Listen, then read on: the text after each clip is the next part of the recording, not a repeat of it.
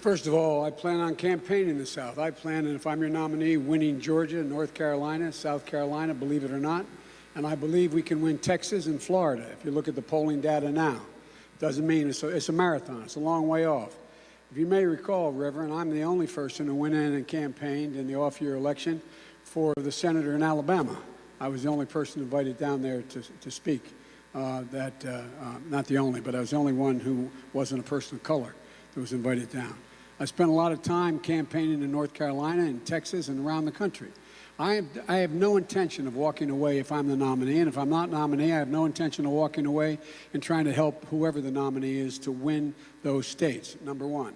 Number two, as President of the United States, were I to be elected, I would make sure a number of things happen. Number one, we have to bring back what happened with the Voting Rights Act, as you well know, when there was a decision, the Shelby County case occurred.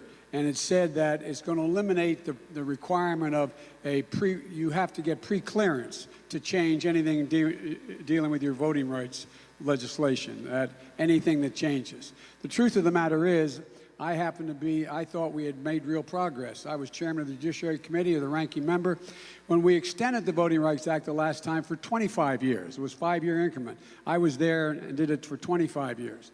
And at the time that happened, we had a unanimous vote, 98-0. All those Southern boys and women voted for it. They went. I thought maybe there's progress. Maybe things are beginning to change.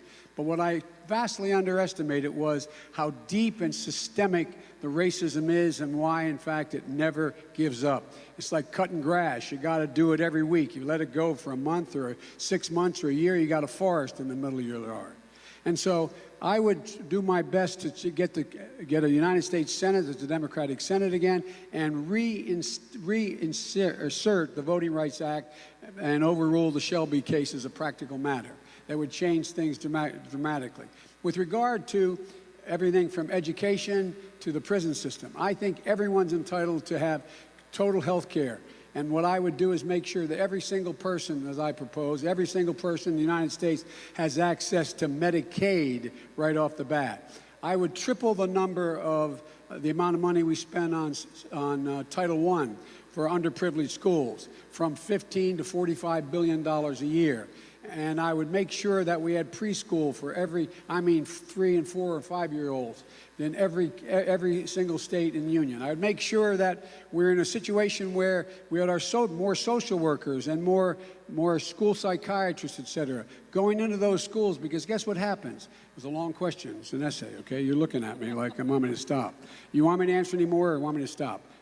Okay, she's the moderator. Well, anyway, let me conclude by saying, look, folks, there isn't a single reason in the world why every single solitary child in America is not covered by health insurance. There isn't a single reason in the world why any parent having to pay for daycare should, in fact, not have a $8,000 tax credit. I was a single parent for 5 years after my wife and daughter were killed and my sons were badly injured. And I had a lot of help. And I had the salary of a senator then at $42,000. And I found it hard. I can only imagine what it is for single parents trying to raise a child on a minimum wage. We have to raise the minimum wage to a minimum of $15 an hour.